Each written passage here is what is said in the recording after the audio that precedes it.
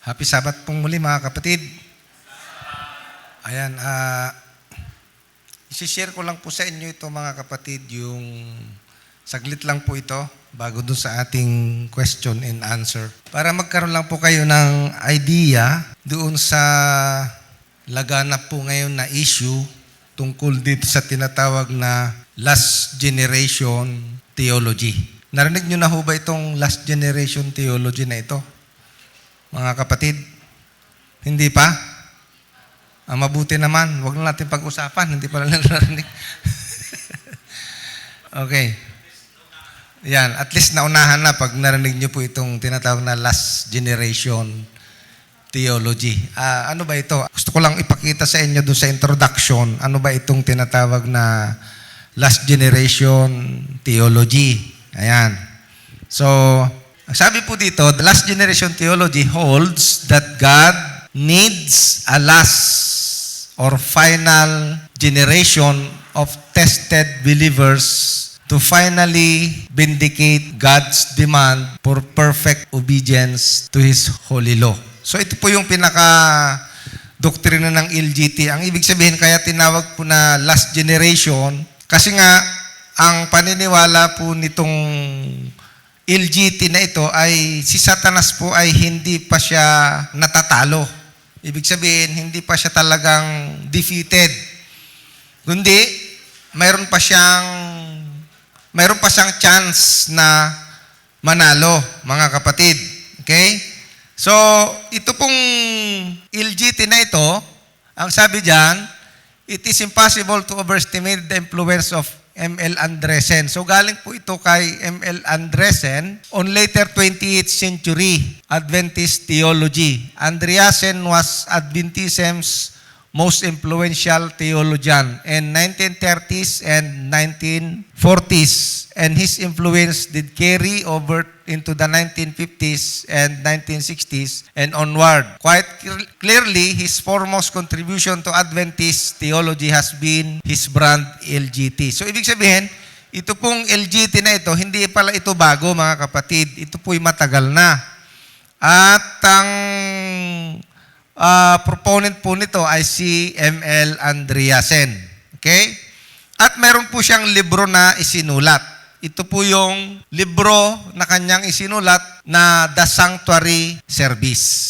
Ayan. Kung gusto nyo pong humingi ng PDF copy po nito, available po yan. Meron po si Brother Johnson. So ipapakita ko lang po yung ilang idea ng libro na ito nung ito ay aking binasa. Kasi mayroon po kasi akong narinig na tinatanggap niya itong doktrina ng last generation theology na basahin daw po itong libro na itong Sanctuary Service.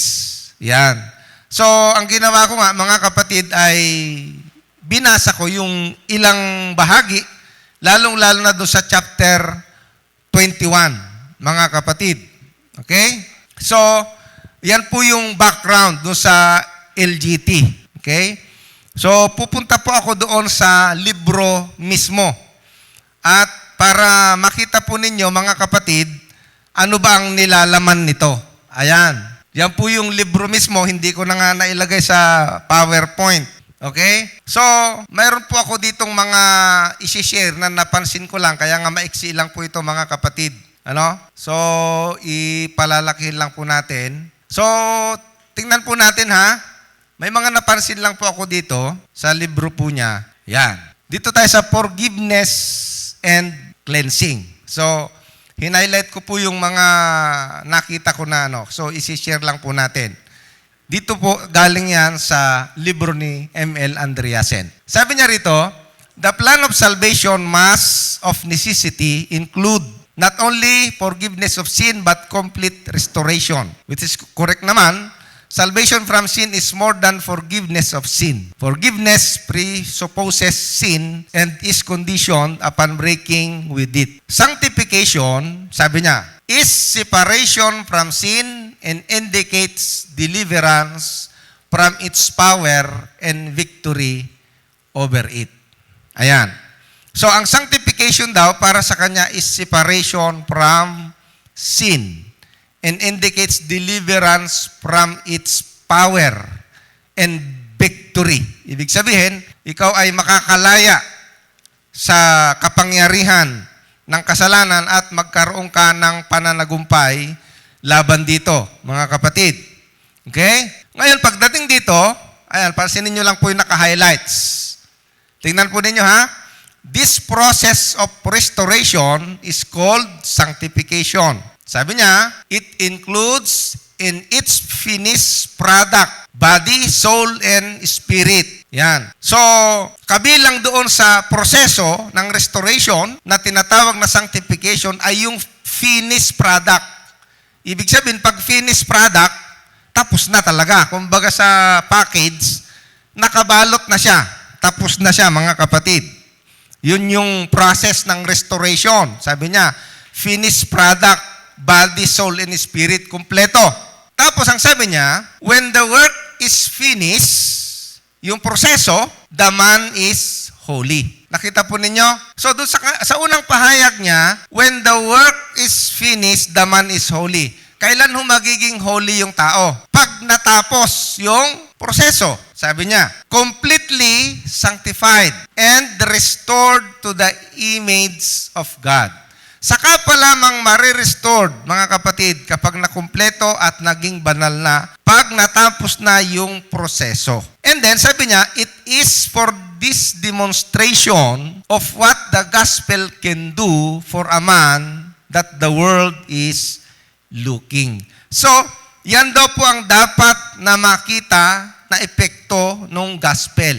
Kaya lang, pagdating dito sa naka-green, pansinin po ninyo. In the Bible, ito na yung problema ngayon. Kasi nga, sa Biblia, ano sabi? Both the process in the finished work are spoken of as sanctification. Napansin po ninyo yung pagkakaiba doon sa taas? Ang sabi niya doon, the process of restoration. Ngayon, dito, the process and the finished work are spoken of sanctification. Sabi niya, for this reason, the brethren are spoken of as holy and sanctified. So, napansin niyo po yung pagkakakontra? Ang sabi niya doon sa taas, kung mapapansin po ninyo dito sa taas, ayan ho, when the work is finished, the man is holy. Tama? Pero, dahil nga hindi niya matutulan yung talata ng Biblia, 1 Corinthians 1 and 2, ang sabi niya ngayon, yung mga brethren, sabi niya, are spoken as holy and sanctified, though they have not attained to perfection. So, pwede pala. So, which is which? Kailangan bang matapos, katulad ng sinabi niya sa taas, na matapos yung process bago tawaging holy? Or pwede nang tawaging holy kahit hindi pa tapos? Yan. And then, sabi niya, a glance through the epistle to the Corinthians will soon convince one that the saints there mentioned had their faults. Nakita po ninyo? So, mas tama yung sinasabi ng Biblia kasi nga, kahit yung mga taga-Corinthians na mayroon pang mga defect ay tinawag ni Apostol Pablo na banal. Yung mga taga-Roma ay tinawag ni Apostol Pablo na banal kahit hindi pa tapos yung proseso nung tinatawag na sanctification. Ngayon, despite this, sabi niya, they are said to be sanctified and called to be saints. Ano daw ang dahilan? Bakit ganon? Kasi nga daw, ito na. The reason is that complete sanctification is not the work of a day or a year, but of a lifetime. So yun daw palang proseso ng sanctification, yung complete sanctification, finish. The process of sanctification is not the work of a day, a year, but lifetime. Ngayon, ang kaya nga tanong ko rito, mga kapatid, kung lifetime ang proseso ng sanctification, kailan po matatapos ang lifetime? Ha? So, matatapos lang po ang proseso ng sanctification pag namatay ka na. Correct? Ay kapag namatay ka, saka palang matatapos ang proseso ng sanctification, nasaan ngayon yung last generation? Naubos, mga kapatid. O, tingnan po ninyo. It begins the moment a person is converted and continues through life. Every victory hasten the process. Kita nyo ha? So, ibig sabihin, every victory, sabi niya, ay pinapabilis yung proseso. Okay? There are few Christians who have not gained the mastery over some sin that formerly greatly annoyed them and overcame them. Many a man who has been a slave to the tobacco habit has gained the victory over the habit and rejoices in his victory. Yan yung mga example na ginamit niya. Tobacco has ceased to be the temptation. It attracts him no more. Sabi niya, doon sa tobacco, he has the victory. On that point, he is sanctified. Ay paano kung may alak pa? Ay kung may alak at may tobacco, at yung tobacco lang ang na victory niya, sanctified na ba? Ay sabi ko, naguluhan ako rito, mga kapatid. Okay? So, sanctified na kahit yung tobacco lang ang naisuko niya. Huwag niyong isuko yung alak. Mali. Di ba mga kapatid? Kung ganun ang gusto niyang palabasin. And then, sabi niya rito, he is sanctified. Ang sabi rito, sabi niya, as he has been victorious over one besetment, so he is to become victorious over every sin. Ayun. So, lumalabas pala ngayon, kapag na-victory niya yung sigarilyo niya, ang sabi niya, sanctified na. Ay, meron pang ibang i-overcome ulit. Kaya sabi niya rito, victorious over every sin. And then, yan ho, tingnan po ninyo ha. When the work is completed, yan na. When he has gained the victory over pride, ambition, love of the world, over all evil, he is ready for translation. Ay talagang kailangan, sabi niya rito, all evil, tapos sabi niya, he is ready for translation. Ay ang tanong mga kapatid, lahat ba ay ganito ang pagdadaanan? He has been tried in all points. Sabi diyan, the evil one has come to him and found nothing. Ito matindi. Satan has no more temptation for him. Naniniwala po ba kayo rito na si Satanas mauubusan ng pangtukso sa inyo? Ha? Ayan o, Satan has no more temptation for him. Ay sabi ni Apostol Pedro, anong sabi ni Apostol Pedro? Kayo'y laging mapagbantay. Bakit? Ang inyong kalabang dyablo ay parang leon na anytime pwede kang sunggaban. Ay dito mga kapatid, sa LGT, hindi, darating ang panahon, si Satanas wala nang itutukso sa iyo eh. Para bagang sa labanan, naubusan ng bala si Satanas. Okay? He has overcome them all. He stands without faults before the throne of God.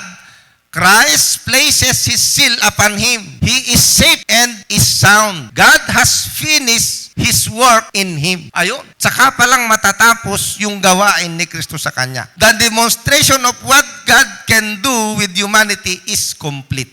Ayan po yung idea ng LGT sa sanctification, mga kapatid. Okay? Ngayon, dito naman po tayo sa isa pa. Tingnan po ninyo. Doon sa hindi pa natalo si Satanas. Kayo ho ba mga kapatid ay naniniwala na si Satanas ay hindi pa natalo? O tingnan po ninyo ang sabi dito.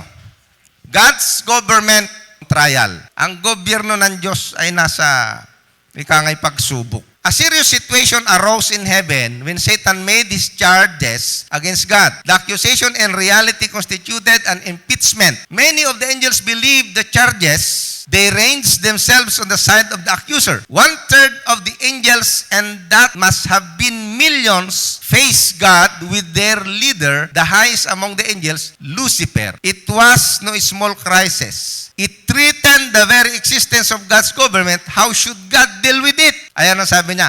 Paano daw ididil ng Diyos ito? Ayan. Tingnan po ninyo ha. The only way the matter could be satisfactorily settled so that no question would ever arise again was for God to submit His case to the ordinary rules of evidence. Ayan.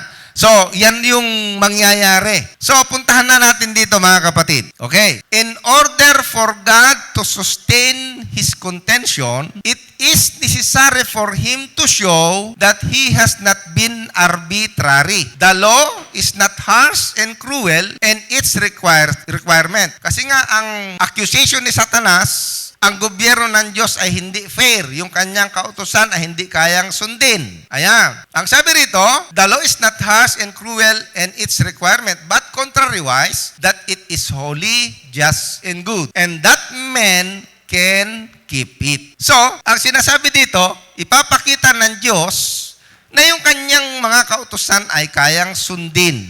At yung kanyang kautusan ay hindi yung katulad na sinasabi ni Satanas na masama. Ang sabi nga dito, the law is holy, just, and good, and that man can keep it. It is, ito na, pansinin po ninyo mga kapatid, it is necessary for God to produce at least one man. Pansinin nyo ha, ang sabi dito, kailangan daw ng Diyos na makaproduce kahit isa lang na tao. Na ano? Who has kept the law. Ang tanong mga kapatid, nakaproduce ba ang Diyos? Yes. Sa pamamagitan ng ating Panginoong Hesukristo. Okay.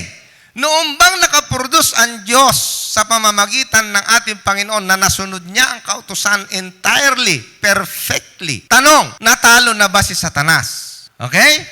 Ang sabi rito, tingnan po ninyo.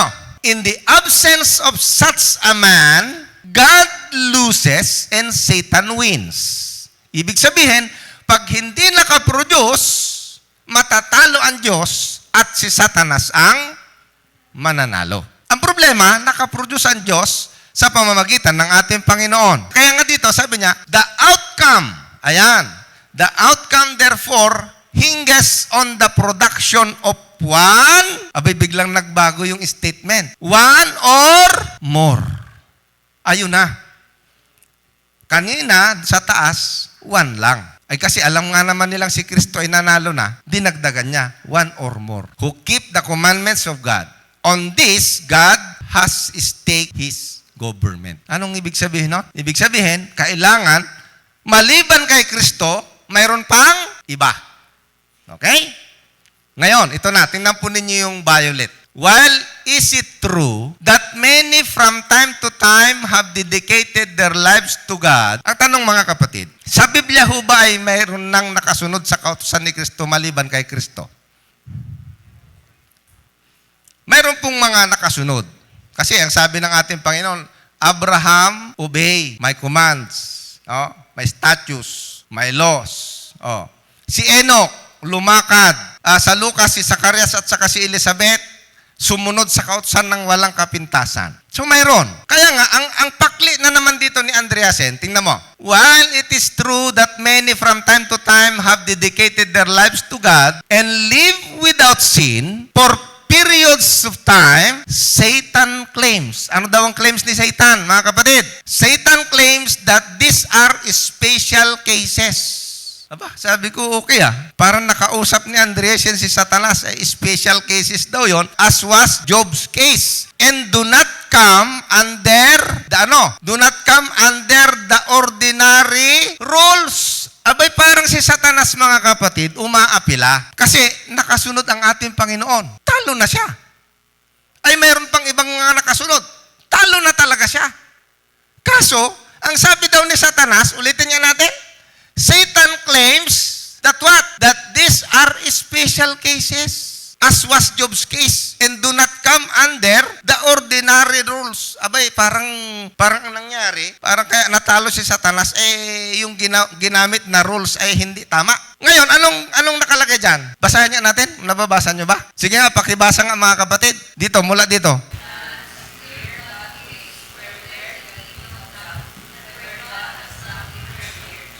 Kita nyo na?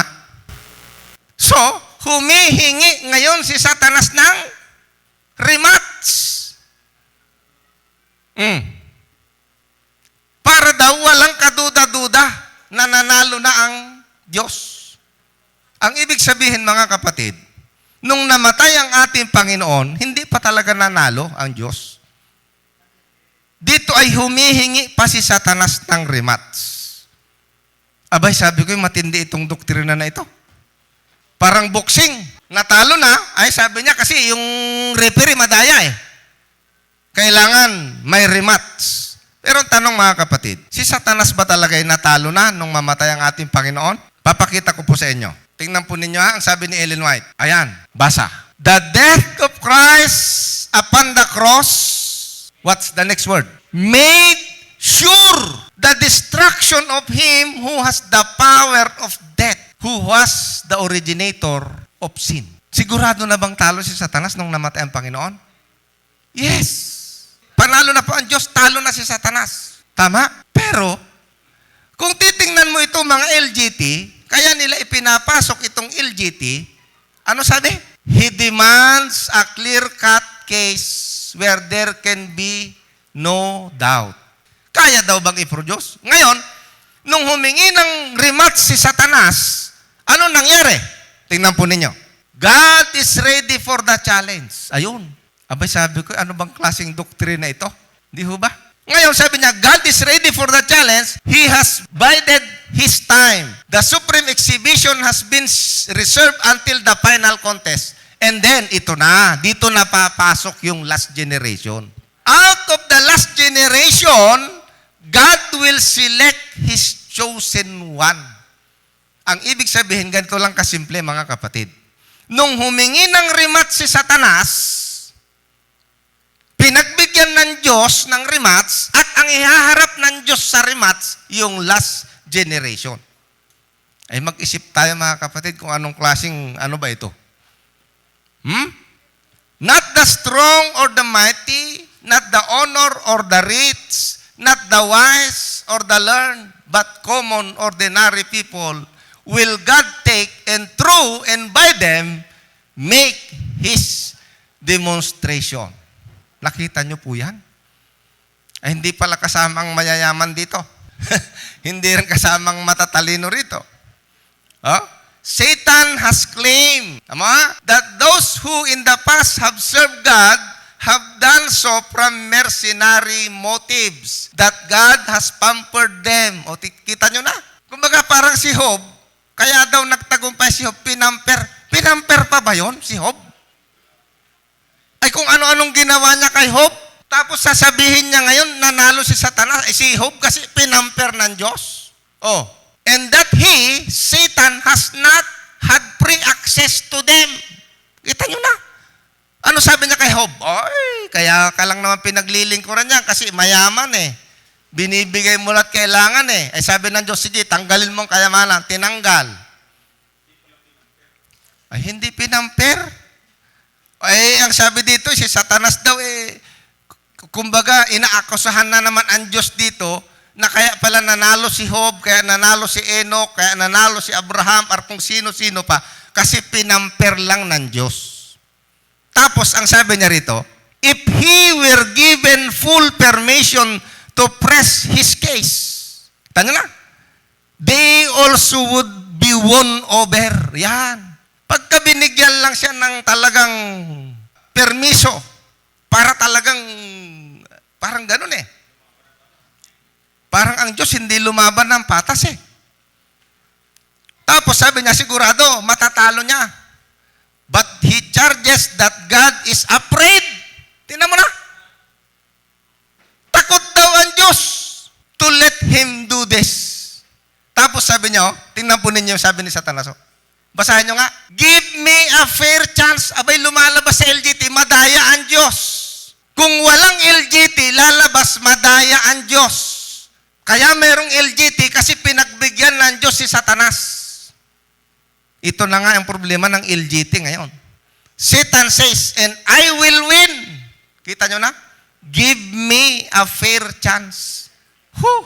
Sabi ko, alam nyo nung mabasa ko ito, ay ito pala yung ipinagmamalaki lang libro. Tingnan mo dito, God permits Satan in the last generation to try his people to the utmost. So, para bagang yung hiniling ni Satanas, pabayaan mo yung mga tao mo, akong bahala dyan. Para magkaalaman na. Ay, nako naman. Kaya pag narinig nyo itong last generation, mga kapatid, hindi ho nila ipinipresent kasi ito ng ganito. Pero ito po mismo yung libro. Aywan ko bakit hindi nila nabasa to. Ang sabi dyan, tatapusin ko na para tayo makapag-question and answer. God, to make the demonstration complete, does one more thing. He hides himself. Magtatago ang Diyos. The saints cry to God day and night for deliverance, but He appear not to hear. Nako. Seemingly, they must fight their battles alone. They must live in the sight of a holy God without intercessor. Ay matitindi itong last generation na to. Darating ang panahon, hindi na nila kailangan ng intercessor kasi nga, sinless na sila eh. Abay sabi ko matindi ito. Di ho ba mga kapatid? Ito na. If men in the last generation can successfully repel Satan attack, if they can do this with all the odds against them in the sanctuary close, what excuse is there for man's ever sinning? So ngayon, umaasa ang Diyos. Tingnan mo ninyo. Ito na, matindi. Tatapusin ko na po dito. Uupo na ako. Through the last generation of saints, God stands finally vindicated. Through them, yan ang doktrina ng last generation. Through them, He defeats Satan, not by Christ. Sa pamamagitan daw nitong last generation na ito, mga kapatid, tatalunin ng Diyos si Satanas, hindi sa kay Kristo, and wins His case. Kung kayo po ay maniniwala sa ganitong doktrina, kahit anong mangyari, mga kapatid, ako personally, hindi ko po ito matatanggap, mga kapatid, na kailangan ng Diyos ng last generation para siya manalo. At hindi si Kristo ang dahilan bakit nanalo ang Diyos. Maliwanag sa sulat ni Ellen White. Yung hinahanap kong isa pa kanina, ito. Hahanapin ko para makita po ninyo. Talo na ba si Satanas? Doon sa ating binasa kanina, mga kapatid, ang sabi ni Ellen White, made sure. Dito sa Patriarchs and Prophets, sabi niya rito, when Christ died, the destruction of Satan was made. Ano ho bang ibig sabihin ng certain? Tiyak. Tama, no? Nung namatay ba ang ating Panginoon, panalo na ba ang ating Panginoon? Yes. Talo na ba si Satanas? Yes. Talo na po. Nasaan po ang LGT dito, mga kapatid? Kung ang stand ng LGT ay kailangan sila para manalo ang Diyos, hindi po yan ang sinasabi ng Biblia at hindi rin yan ang sinasabi ng Spirit of Prophecy. When Christ died, the destruction of Satan was made certain. Doon sa ating binasa kanina, ulitin ko lang uli, dalawa po yan para makita po ninyo. Ayan, tingnan po ulit natin. The death of Christ upon the cross made sure the destruction of Him who has the power of death, who was the originator of sin. Alam ni Satanas, mga kapatid, na siya po ay talo na. Pero sa doktrina ng LGT, i-rematch pa nila si Satanas. Mabuti nga hindi nagre-reklamo si Satanas sa kanila eh. Isipin mo, i-rematch nila si Satanas. Nagkiklaim daw si Satanas na gusto niya ng rematch. Bigyan daw siya ng fair chance. Aywan ko, mga kapatid, kung saan napulot ito ni M.L. Andreasen. Ang ganda-ganda ng sinabi dito ni Ellen White, oh. The death of Christ upon the cross made sure the destruction of Him, who was the originator of sin. When Satan is destroyed, there will be none to tempt. Diyan pa lang, ay doon sa LGT, mauubusan ng pangtukso si Satanas. Grabe, ano? Abay, pang-iinsulto, sabi siguro sa anong mauubusan ako ng pangtukso sa'yo? Hanggat tayo'y nabubuhay, mga kapatid, hindi tayo ligtas sa tukso, ang sabi ni Ellen White. Pero sa LGT, mauubusan si Satanas ng pangtukso. Pero dito, when Satan is destroyed, kailan mauubusan ng pangtukso? When Satan is destroyed, there will be none to tempt to evil. The atonement will never need to be repeated, and there will be no danger of another rebellion in the universe of God. That which alone can effectively restrain from sin in this world of darkness will prevent sin in heaven. The significance of the death of Christ will be seen by saints and angels. Fallen man could not have a home in the paradise of God without the Lamb slain from the foundation of the world. Shall we not then exalt the cross of Christ? The angels ascribe honor and glory to Christ, for even they are not secure except by looking to the suffering of the Son of God. It is through the efficacy of the cross that the angels of heaven are guarded from apostasy. Without the cross, they would be no more secure against evil than were the angels before the fall of Satan. Nakita niyo po ito? Pati yung mga anghel pala, without the cross, ang sabi dyan, would be no more secure against evil. Kung hindi pala napako ang ating Panginoon sa cross, pwedeng yung mga anghel na hindi na paniwala ni Satanas ay mayroon pang maniwala. But because of the cross, sabi rito, naging secure po sila. Angelic perfection failed in heaven. Human perfection failed in Eden. Pero yung last generation, yon ang magpapanalo. Wow, talaga naman. All who wish for security in earth or heaven must look to the Lamb of God. The plan of salvation, making manifest the justice and love of God, provides an eternal safeguard against defection in unfallen worlds, as well as among those who shall be redeemed by the blood of the Lamb. Our only hope is perfect trust in the blood of Him who can save to the uttermost all that come unto God by Him. The death of Christ on the cross of Calvary is our only hope in this world, and it will be our theme in the world to come.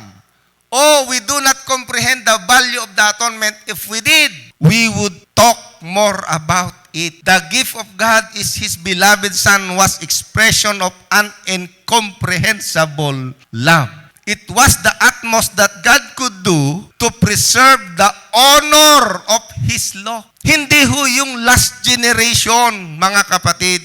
Ano yung utmost? It was the utmost that God could do to preserve the honor of His law and still save the transgressor.